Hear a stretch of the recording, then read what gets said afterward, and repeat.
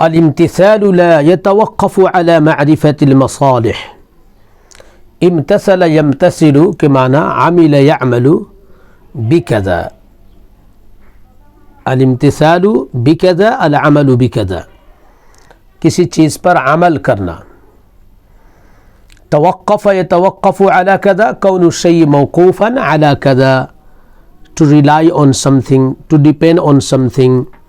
معرفہ to understand، masala interest، معرفہ علم، اور مصالح مصلحت کی جمع ہے، فوائد، حکمت، خوبیاں، فائدے. شریعت کے احکام پر عمل کرنے کے لیے شریعت کے احکام کی حکمتوں کو جاننا ضروری نہیں ہے. شریعت کے احکام پر عمل کا مدار شریعت کے احکام کے فوائد کو جاننے پر نہیں ہے. وَأَوْجَبَتْ أَيْضًا سے لے کر غیر المستند الی السنن والآثار، اس عبارت میں بنیادی طور پہ دو باتیں بتائی گئی ہیں. ان میں سے ایک بات تو ضمنی طور پہ آئی ہے، قدرے، اور دوسری بات مین ہے. پہلی بات ہے اذا صحت به الروایت، جو شرط کے طور پہ ہے، بعد میں ہے عبارت میں، لیکن چونکہ شرط جزا سے مقدم ہوتی ہے اس لیے اس کو میں نے پہلے کہا کہ کسی بھی حکم پر عمل کرنے کے لیے یہ ضروری ہے کہ اس حکم کی تحقیق کر لی جائے. کسی بھی چیز کو آپ کہیں کہ یہ شرعی حکم ہے، شریعت کا حکم ہے، اور پھر آپ اس پر عمل کرنے لگے، اس کے لیے ضروری ہے کہ پہلے یہ تحقیق کر لی جائے کہ یہ قرآن و سنت سے صراحتاً ثابت ہے یا استنباطاً ثابت ہے. اذا صحت بہ الروایت، جب وہ احکام صحیح روایت سے ثابت ہوں. when it is certain that this is the verdict of Islamic Sharia، چاہے وہ قرآن کریم میں صراحتاً موجود ہو، ٹیکسٹڈ ہو، یا سنت رسول میں ٹیکسٹڈ ہو، یا ان دونوں سے انفورڈ کیے گئے ہوں، پھر جا کر کے اس پر عمل کیا جائے گا، اس کو شریعت کا حکم مانا جائے گا.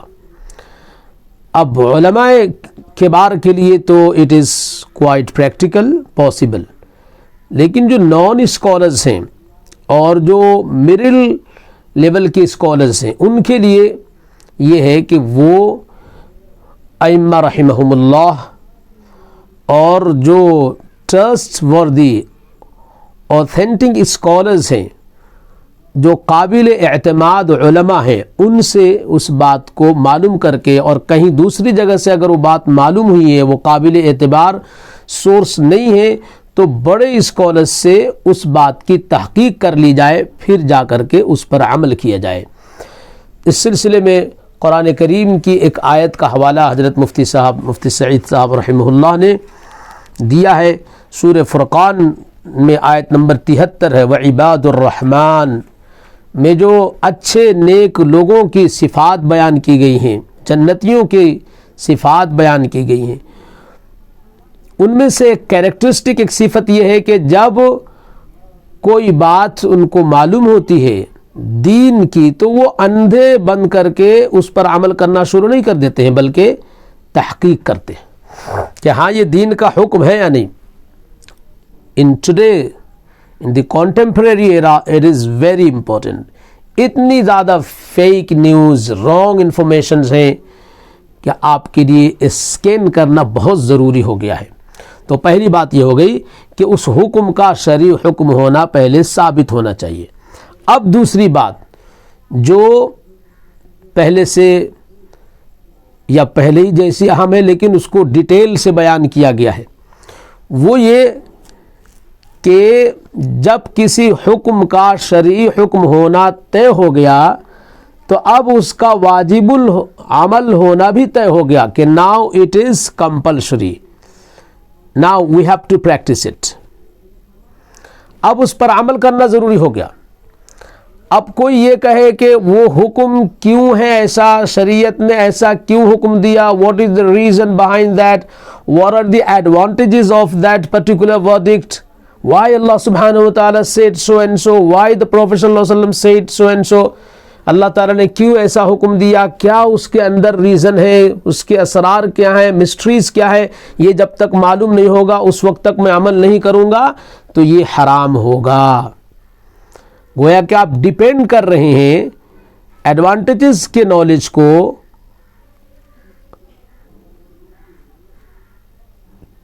اس کو آپ موقوف علیہ بنا رہے ہیں کہ جب تک علم نہیں ہوگا میں عمل نہیں کروں گا۔ تو کہا جا رہا ہے وَأَوْجَبَتْ أَيْضًا أَنَّهُ لَا يَحِلُّ أَن يُتَوَقَّفَ فِي امتثال احکام الشرع على معرفة تلك المصالح، اور احادیث نے یہ بات طے کر دی ہے کہ جائز نہیں ہے کہ شریعت کے احکام پر عمل کرنے میں مدار بنایا جائے ان احکام کی مصلحتوں کے جاننے کو، کہ احکام کی حکمتیں جب تک معلوم نہیں ہوں گی اس وقت تک میں عمل نہیں کروں گا۔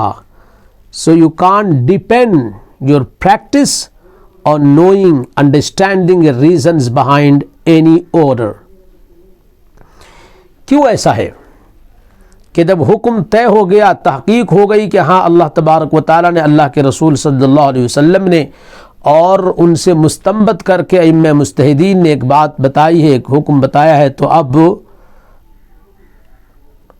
عمل کے لیے حکمت کے جاننے کو ضروری نہ قرار دیا جائے۔ کیوں ایسا ہے؟ دو ریزنز بتائے ہیں کہ دو وجہوں سے ایسا کرنا جائز نہیں ہے۔ پہلی وجہ لعدم استقلال کثیر من الناس فی معرفت کثیر من المصالح، اکثر مصلحتوں کے علم میں، جاننے میں اکثر لوگوں کی عقلوں کے اسٹیبلشڈ نہ ہونے کی وجہ سے، کہ اکثر لوگوں کی عقل اس قدر اسٹیبل نہیں ہے کہ وہ کسی حکم شرعی کی حکمت کو سمجھ سکیں۔ اکثر لوگوں کا یہی حال ہے کہ they will not comprehend the reasons behind any particular order، بلکہ کبھی کبھی ایسا ہوگا کہ وہ الٹا سوچ لیں گے، الجھ جائیں گے۔ اب جب الجھ جائیں گے تو ان پر جو حکم تھا اس پر عمل کرنا ضروری تھا، اس کو کرنے کا جو فائدہ ہو سکتا تھا وہ اس سے محروم ہو جائیں گے، اور اللہ کے رسول کے حکم کی مخالفت کی، عمل نہیں کیا، اس کا وبال بھی جھیلنا پڑے گا۔ وَلِقَوْلِ النَّبِيِّ صلی اللہ علیہ وسلم أَوْثَقَ عِنْدَنَا مِنْ عُقُولِنَا، ایک دوسری وجہ جو پہلے سے بھی زیادہ بڑی اہم ہے کہ نبی صلی اللہ علیہ وسلم کے ہماری نظر میں ہماری عقلوں سے بھی زیادہ قابل اعتبار ہونے کی وجہ سے، ہماری جو عقل ہے وہ اللہ کے نبی صلی اللہ علیہ وسلم کی ذات گرامی، آپ صلی اللہ علیہ وسلم کی نالج، آپ صلی اللہ علیہ وسلم کے انٹلیکٹ کے مقابلے میں کچھ نہیں ہے۔ ہماری عقلیں خطا کر سکتی ہیں، ہماری انڈرسٹینڈنگ پور ہو سکتی ہیں، it is likely to make mistake to assess something, but our Prophet صلی اللہ علیہ وسلم did never، آپ صلی اللہ علیہ وسلم سے غلطی نہیں ہو سکتی۔ تو عقل، ریزن کو جاننے کا جو مقصد ہے وہ یہ ہے کہ انسان کسی غلطی کا ارتکاب نہ کرے، اس لیے وہ عقل کا سہارا لیتا ہے، لیکن اس کی عقل اس کو غلطی سے اتنی زیادہ نہیں بچا سکتی ہے جتنی زیادہ اللہ کے نبی صلی اللہ علیہ وسلم اس کو بچا سکتے ہیں۔ یہاں 110% ایشورنس ہے اور وہاں کچھ بھی ہو سکتا ہے. تو جب ہمارے لیے ہماری عقل اتنی قابل اعتبار نہیں ہے جتنی خود نبی صلی اللہ علیہ وسلم کی ذات گرامی، تو ہم کسی حکم پر عمل کرنے کو اس کی حکمت کے جاننے پر کیوں ڈیپینڈ کریں. اس کی اگر دنیاوی مثال لیں، میڈیسن کی، دنیاوی زندگی یعنی بدن کو صحت مند رکھنے کے لیے انسان دوا کراتا ہے، ڈاکٹر کے پاس جاتا ہے. اب ڈاکٹر کے پاس دوائیاں آتی ہیں کمپنی سے بن کر، ان میں چیزیں لکھی رہتی ہیں، کیسے دوا بنی ہیں، کیا کیا فائدے ہیں، بہت ساری چیزیں لکھی رہتی ہیں. لیکن ڈاکٹر کسی کو، بیمار کو یہ نہیں بتاتا کہ یہ دوا میں اس لیے لکھ رہا ہوں کہ اس میں یہ چیزیں ہیں، these are the benefits of this medicine and because it comprises so and so things. نہیں بتاتا. کیوں نہیں بتاتا؟ اس لیے کہ اکثر لوگ اس کو سمجھیں گے ہی نہیں. ہو سکتا ہے کہ الٹا سمجھ لیں، الجھ جائیں، کنفیوزڈ ہو جائیں اور پھر دوا کو استعمال کرنا چھوڑ دے. تو دوا کو استعمال نہ کرنے کی وجہ سے ان کی بیماری بڑھے گی. جس مقصد سے ڈاکٹر کے پاس گئے تھے وہ مقصد حاصل نہیں ہوگا. نہ کوئی ڈاکٹر بتاتا ہے اور نہ کوئی مریض پوچھتا ہے. In 99% cases, patients are not in position to understand what the reasons behind this particular tablet and capsule are. بلکہ ڈاکٹر پر جو ٹرسٹ وردی ڈاکٹرز ہوں، ہائیلی پروفائل کوالیفائڈ، ان پر لوگ اعتماد کرتے ہیں اور پھر دوا کھا کر کے فائدہ اٹھاتے ہیں. نبی صلی اللہ علیہ وسلم دنیا کے کروڑ ہا کروڑ سارے ڈاکٹروں سے بڑے ڈاکٹر ہیں. آپ کی سائیکولوجی، آپ کی انڈرسٹینڈنگ، آپ کا انٹلیکٹ، اس کا کوئی بھی پیرلل نہیں ہے. جب آپ صلی اللہ علیہ وسلم نے بتا دیا کہ فلاں بیماری کا، فلاں روحانی بیماری کا فلاں علاج ہے، so now it's total waste of time for common people to depend its use on understanding its composition, its materials. جب اللہ کے نبی صلی اللہ علیہ وسلم نے، اللہ تبارک و تعالیٰ نے، ائمہ مجتہدین نے بتا دیا کہ فلاں مسئلے کا فلاں حل ہے، فلاں پرابلم کا فلاں ریمیڈی ہے، تو اب عام لوگوں کے لیے اس بحث میں پڑھنے کی بالکل کوئی ضرورت نہیں ہے، بلکہ نقصان دہ ہے کہ وہ یہ جانے کہ اس کے پیچھے کیا حکمت ہے. وَلِذَلِكَ لَمْ يَزَلْ هَذَا الْعِلْمُ مَضُونًا بِهِ عَلَى غَيْرِ أَهْلِهِ، کہ چونکہ اکثر لوگ ریزنز کو نہیں جان سکتے، اور this knowledge of mysteries, reasons, advantages of any Islamic verdict is not accessible to all. Each and everybody, mass, common people will not understand. Rather they may be confused. اسی لیے اس علم کو دینے میں اس کے نااہل لوگوں کو بخیلی سے کام لیا گیا ہے، یعنی مناسب نہیں سمجھا گیا ہے، پسند نہیں کیا گیا ہے. ظن سے مضون اسم المفعول ہے اور لم یزل کا اس کی خبر بننے کی وجہ سے مضونن ہے. تو دنیا کے ڈاکٹرز بھی دوائیوں کی حکمت نہیں بتاتے. کیوں؟ اس لیے کہ لوگ الجھ جائیں گے. وَيُشْتَرَطُ لَهُ مَا يُشْتَرَطُ فِي تَفْسِيرِ كِتَابِ اللَّهِ وَيَحْرُمُ الْخَوْضُ فِيهِ بِالرَّأْيِ الْخَالِصِ غَيْرِ الْمُسْتَنَدِ إِلَى السُّنَنِ وَالْآثَارِ.